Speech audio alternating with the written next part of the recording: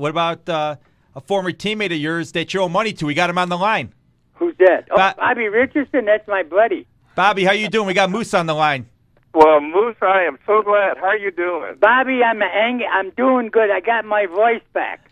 Oh, that's great. And you going to New York for the Old Timers game? Yes, and you're not going, right? I'm not going, but I am. I know the reason why. That's wonderful.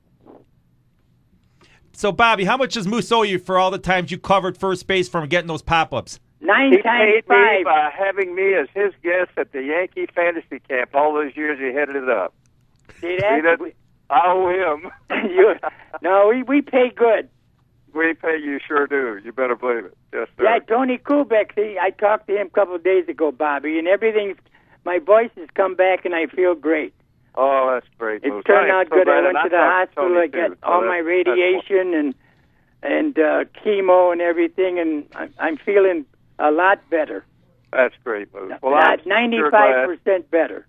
You had a lot of folks praying for you. I know. I know you're one of them, too. I know you told me. Mike, your buddy Mike, too. That's right. Yeah. And Tony.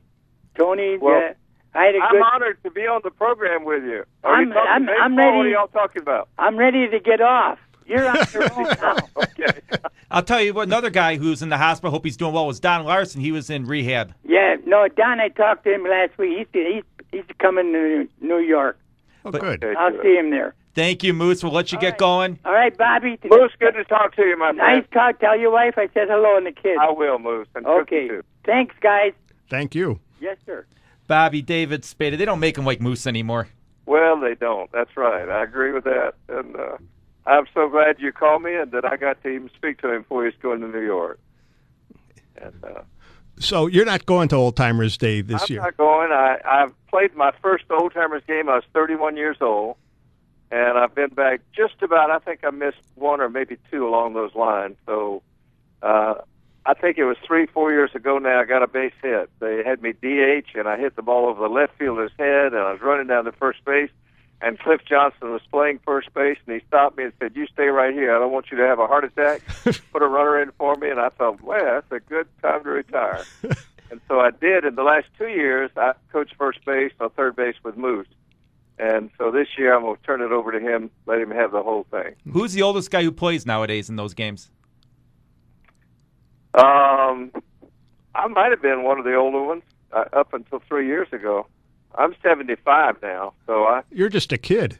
I'm a kid now, but I'm in good shape. But the last 2 times I threw a first ball out, I bounced it, so I'm really embarrassed about that.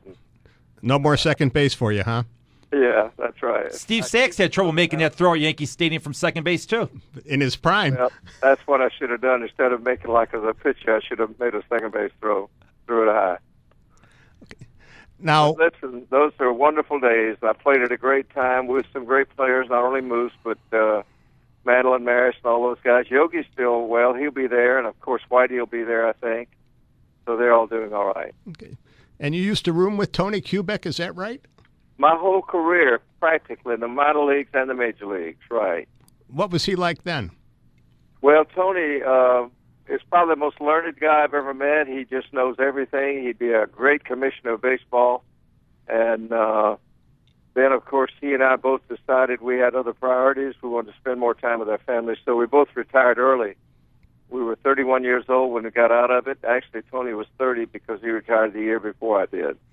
Do you think that hurt your Hall of Fame chances retiring at 31 years old? I mean, you were an 8-time All-Star. Think about that. I played on a team with Hall of Famers, but I was the guy that was supposed to get on base for them, and I'm not even. That's not a thought. I'm not that category, so there's no problem there. Well, you were an 8-time All-Star, so you mustn't have been too shabby. Well, I played with a great ball club, and I did play at a good time, and I fielding I could hold my own there. 5 Gold Gloves, that's good. And they finally retired and let me win a couple of those, so that was good. Was your greatest moment in professional baseball that one inning when you hit the grand slam and 2-run single in the World Series? You know, if I had to pick one particular time, it would have been 1962, which would have been 2 years later, when the Yankees won the World Championship, and Mickey Mantle was named Most Valuable Player in the American League. And and he made the statement Bobby should have won it. And I think that was my big thrill in baseball. Mickey won it because he had 30 home runs. We won games that he played in. He missed a lot of games, but we won every time he played. But that's an honor for somebody like Mickey Mantle, who is indeed a Hall of Famer, to make a statement like that, and I felt like he really meant it, too.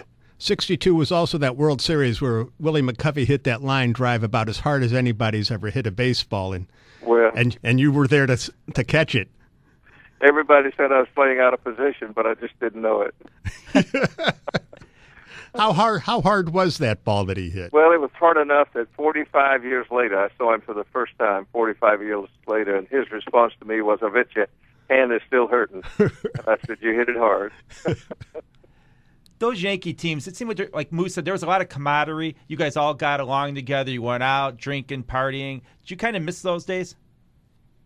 Well, I certainly enjoyed every moment of my playing days, but I moved into something that I enjoyed just as much, college coaching.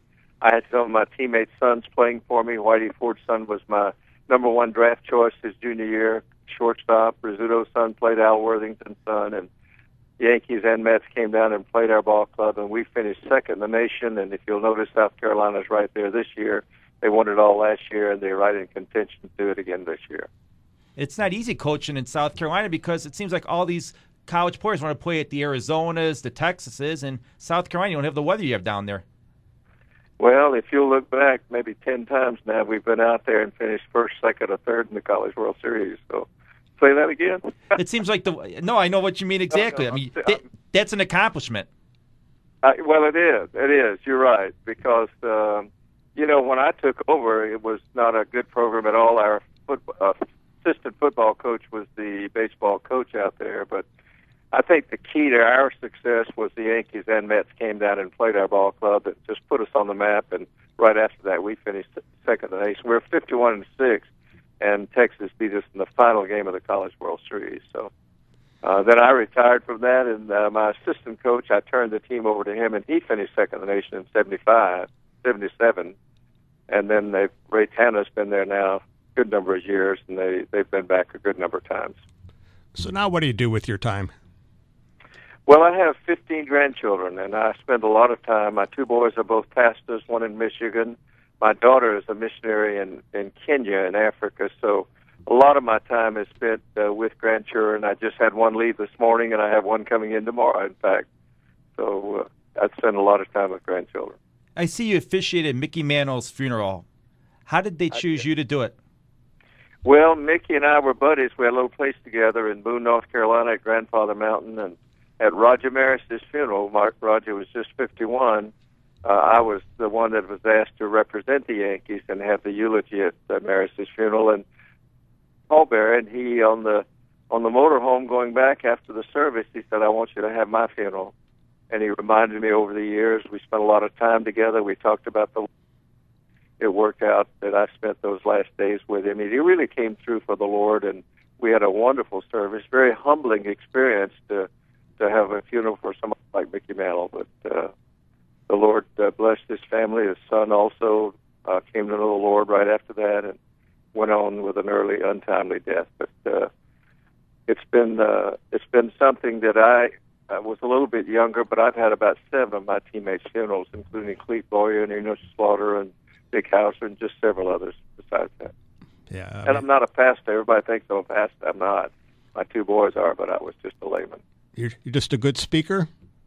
Well, just a friend. They each one invited me for a special reason. Enos Slaughter had a daughter that was born when my son was born in Ridgewood, New Jersey, and same day, same hospital, same doctor, and it was that daughter of Enos that asked me to have his funeral 4 years before he died. And Steve Hamilton named his son after me. I had this part in his funeral in Moorhead, Kentucky. Dick Hauser had called me on the telephone and talked to me and asked me to come down and take part in his. So it's just been each one separate individual thing. When I talked to Tony Kubek, he says, "I don't do interviews anymore." He goes, "But talk to Bobby Richardson. He's always been the spokesman for the Yankees." Well, Tony and I really have spent a lot of time together. We were in the minor leagues together, roommates, and he's in Appleton. We talked on the phone just a few days ago. In fact, we were talking about Moose, and Tony told me that he felt like Moose was really doing much, much better, so that's good news. What was it like for a guy born in South Carolina to end up, in the spotlight in New York City? Well, it really started when I was 14 years old, went out for the high school team and got cut, but I made the Legion team, and we were playing after winning state and regional championships in Charlotte, North Carolina against Richmond, Virginia.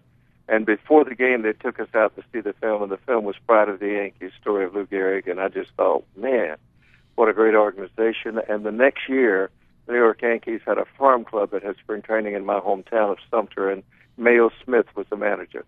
And as a 15-year-old, he saw me play high school ball and said, when you graduate, I'll see to it that you have a chance to sign with the Yankees. Kept his word, and sure enough, I signed at 17 the day I graduated from high school, joined the Yankees at 19, and then was able to go on that same field and have a day. I was the 10th Yankee to have a day at Yankee Stadium, and I was able to say, as Lou Gehrig said, how fortunate it's been for me to have been a Yankee. And then I added, to God be the glory.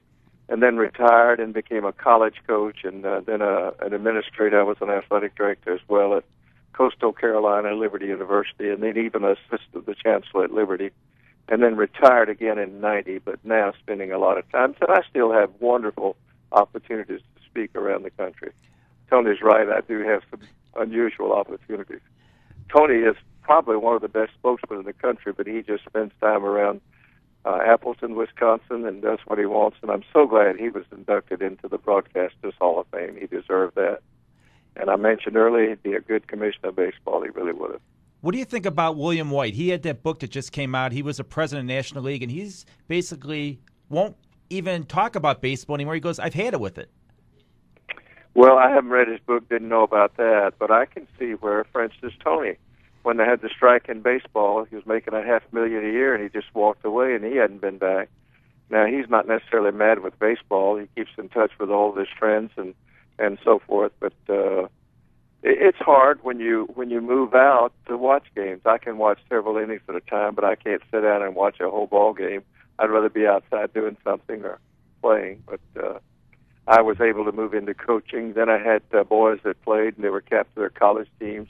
Then I had grandchildren that were playing, so I've kept that interest all along. Who was the best ball player during your era? It'd have to be Mantle. Mantle could do more than anybody in baseball. He hit with power from both sides of the plate. He could outrun anybody in baseball. Great defensive, and a quiet leader. Most people didn't realize the leadership qualities Mantle had. He did it in an unusual way, not like Ralph Howe. Ralph was the probably toughest guy I ever met, and he could bring the most out of individuals, mold them together as a team. But Mickey was a quiet leader that would instill in his teammates the fact they had to give 100%. They just found the videotape of that 1960 World Series with you and the Pirates in Bing Crosby's vault. Have you seen it? Well, if you've seen it, you probably haven't seen it because I was in it. Bob Costas called and asked me to be there, and they rented a theater, and I actually had a conflict, and he changed the day so I could be there. And I was the only Yankee there, but the other Pirates were all there, and I have seen it. In fact, my son had never seen me play. I had a son that was born when I was 32. I'd been retired 2 years, and he went with me, and that's the first time he had seen me play, so we enjoyed that. I have to watch. I haven't seen it yet. I have to admit that. I was in it prominent. In fact, Bill Mazeroski was not there. He was in the hospital with kidney stones. They taped him in later, but Bill Bird, myself, and Bob Costas were on a stage with Dick Grote. So it was fun. It was a good film. So did that bring back good memories or bad? Those were good memories. It's not an honor when you name most valuable player and your team loses. And so it was a quiet moment. They did give me a 1960 Corvette, so that's a good moment. I didn't do quite right. I came home and traded it for a Jeep because I couldn't get my family in the Corvette. Other than that, it was a good moment and certainly good memories. I see you back the next 2 years to be world champions. I see you ran for Congress in the 70s. What would Congress been like with you and Jim Bunning in there? Well, the only thing I know is I kind of got talked into it. My first check was from Gene Autry. He sent me a check for $500 and said, come out to California and help you raise some money. Went out to California. In fact, they had an old-timers game. DiMaggio and Mantle were there, and they came up and said, we hear you're running, don't know which ticket, doesn't matter. We'll fly across the country at our own expense, do anything you'd like. DiMaggio came in. We had 3,000 people come out. Mantle came into Rock Hill, and I'm not sure Mantle helped me quite as much. We got on the CB radio in a motorhome, and he said I wouldn't vote for Bobby for dog catcher. But it was a quiet, close election. Quite at that time unpopular to be a Republican in South Carolina. Out of the 10 counties I ran in, 7 didn't even have a Republican registration.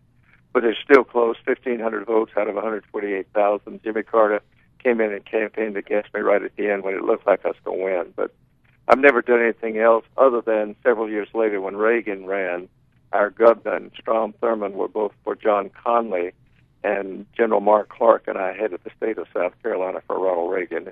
So I traveled with him over the state, and after he won, the senator and the governor came back in, and we kind of eased out. That's the only other thing I've done politically. My wife said I won because I didn't have to move to Washington, and she's probably right. Happy wife, happy life. Well, 55 years. It's worked out pretty good so far. Same home, in fact, 50 years. So we're sitting here today. In fact, that's what I was doing outside working in the yard. So thank you very much, Bobby. It was a pleasure talking to you, and good luck with the gardening. And thanks for putting me in touch with Moose. I'm so glad he's doing well. So are we. He's a great guy. All right.